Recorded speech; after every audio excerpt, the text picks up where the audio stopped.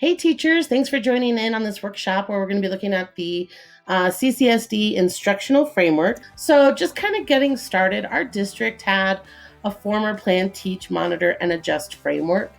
And we really liked that framework, but we found that we wanted to add additional elements to it. So we put in some of our district initiatives intentionally woven into that plan, teach, monitor, adjust. So hopefully as you see this new reboot that you have, you're going to see elements of culturally responsive teaching and innovative practices, as well as our PLC model.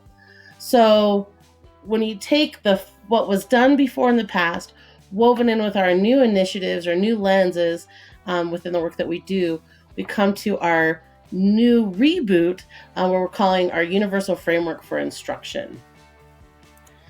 This framework still includes plan, teach, monitor, and adjust, but like I said before, there are different elements that are now woven into it. And in addition to those different elements woven in, we also have some guiding questions that we're hoping PLT, like teams of teachers, will be looking at and using to help kind of guide their instruction and guide philosophies. And so I just wanted to take some time to go over these guiding questions. So the first one is in that planning section.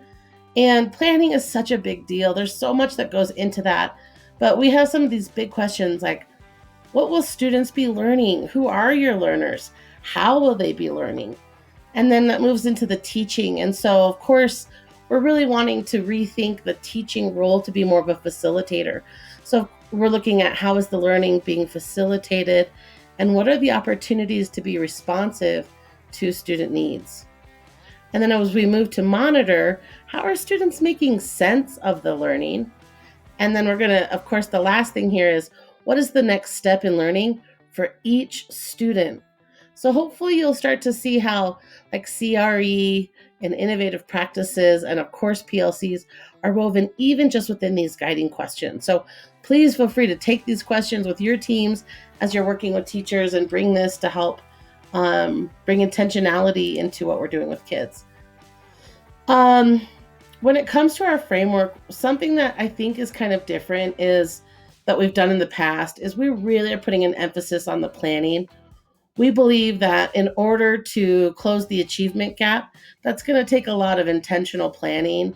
In order to bring in innovative practices, that's going to take a lot of planning to do so. So we're really wanting to promote exceptional planning. And so in this spot, we have what you're teaching, who you're teaching, how you're going to be designing those learning experiences, and how you're going to be assessing. Like there's so much to plan for. Even the formative and summative assessment requires a lot of planning. So we see this like ebb and flow, but really so much of the work of the teacher and the time is going to be based off of planning so that when we are in the moment with students in that teaching and monitoring, we're able to be more effective because we've planned for it beforehand. So let's jump into the framework. The way that you get there is by going to my.Cherry Creek and then going to my productivity, and you'll see this tile, this navy tile for the instructional framework.